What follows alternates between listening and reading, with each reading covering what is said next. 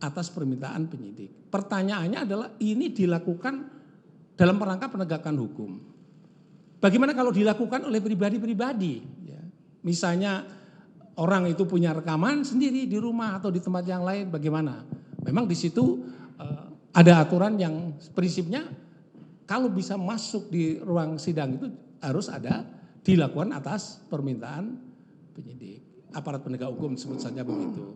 Nah ini yang menurut ahli agak sedikit ini, karena putusannya begitu kami harus hormat terhadap putusan MK, maka itu artinya kalau misalnya ada sesuatu rekaman CCTV yang itu dilakukan tidak dalam rangka penegakan hukum dan juga tidak atas permintaan penyidik, berarti itu tidak bisa menjadi alat bukti.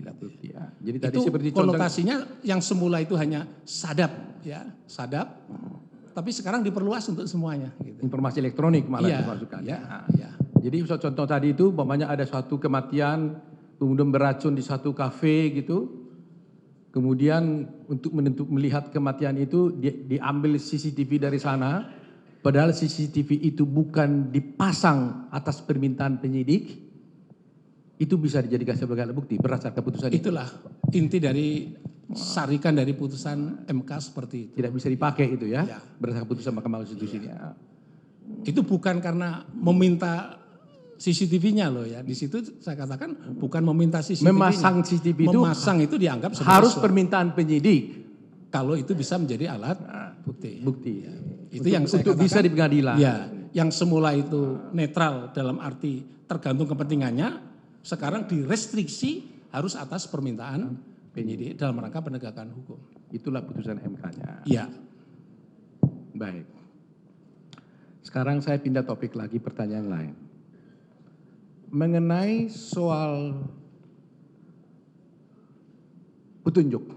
Pasal 188. Ya. KUHP coba. Di sana kan disebutkan bahwa petunjuk itu hanya bisa diambil dari dia ada kata-katanya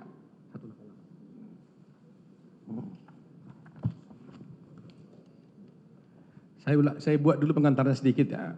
Petunjuk adalah perbuatan, kejadian atau keadaan yang karena persesuaiannya baik antara yang satu dengan yang lain maupun dengan tindak pidana itu sendiri menandakan bahwa telah terjadi suatu tindak pidana dan siapa pelakunya. Jadi ada persesuaian. Kemudian ayat 2. Petunjuk sebagaimana dimaksud dalam ayat 1 hanya diperoleh. Jadi ada kata-kata di sini hanya.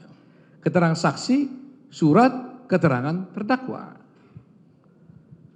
Nah, tadi memang saudara sudah menjawab bahwa alat bukti elektronik CCTV tidak bisa dijadikan sebagai alat bukti. Kecuali di atas permintaan dari penyidik, kan begitu. Nah, sekarang di sini seandainya dikaitkan dengan petunjuk, apakah juga CCTV tadi bisa dipakai sebagai petunjuk dalam kaitan pasal 188 ini? Baik, saya ingin ahli jelaskan begini. Mungkin saya minta alat bukti ditampilkan, primer sekunder yang lingkaran. Atas satu lagi. Yang lingkaran.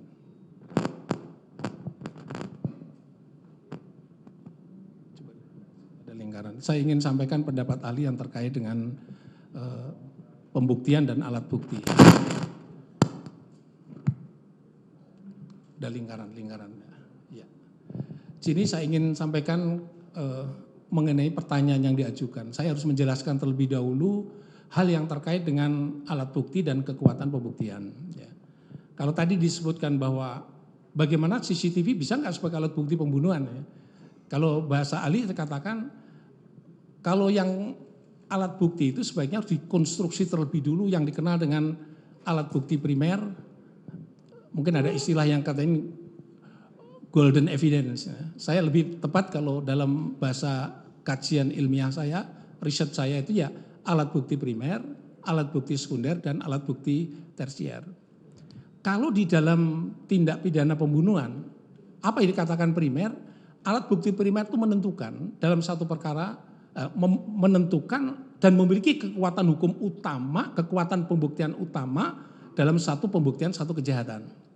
Dan alat bukti primer atau barang bukti primer itu bisa apa saja, tergantung kejahatannya apa saja gitu ya. Itu semuanya tergantung pada perbuatan pidana.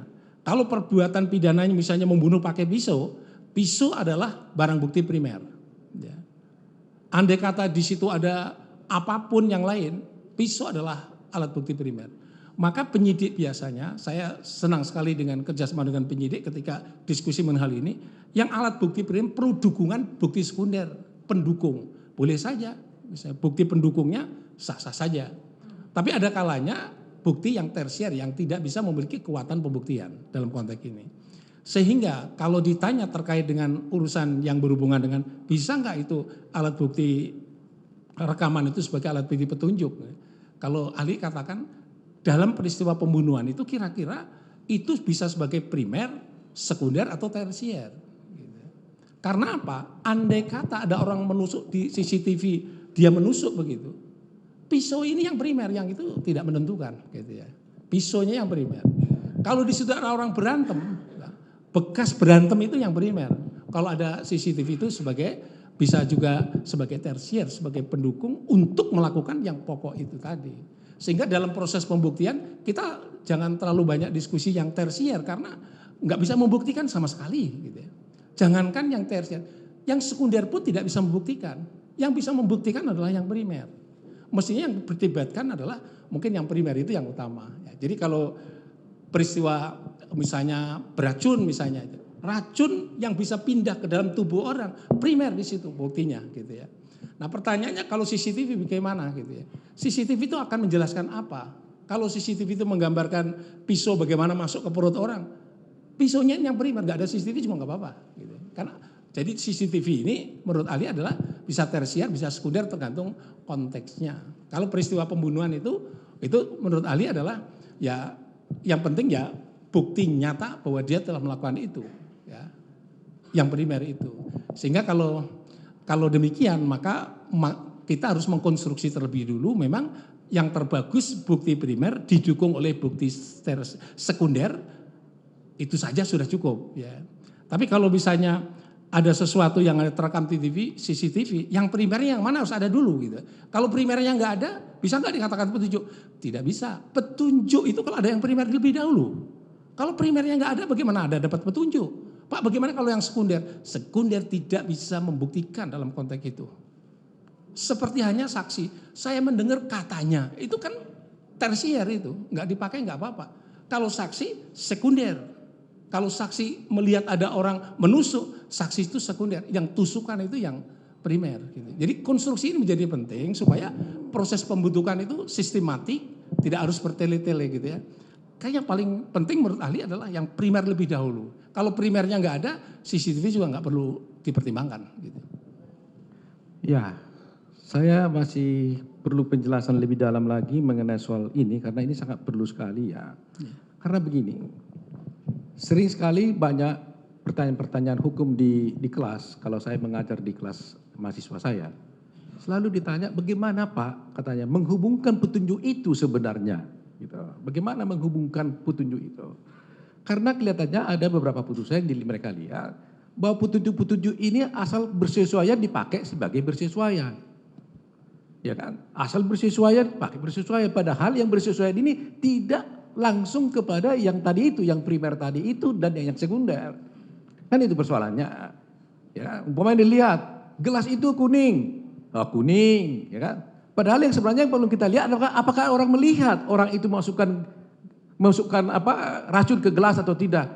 Ya kan? Atau mungkin, satu contoh saya sering ajarkan ini. Ada seorang dituduh melakukan suatu perbuatan memasukkan sesuatu racun ke dalam gelas. Dia tidak pernah ada bukti, tidak ada yang melihat. Tidak ada yang melihat dia itu memasukkan ke gelas ini. Diperiksa sekian orang, nggak ada yang melihat. Tetapi bisa saja ada bukti sebelumnya bahwa orang ini pernah membeli racun itu. Tetapi ada fakta.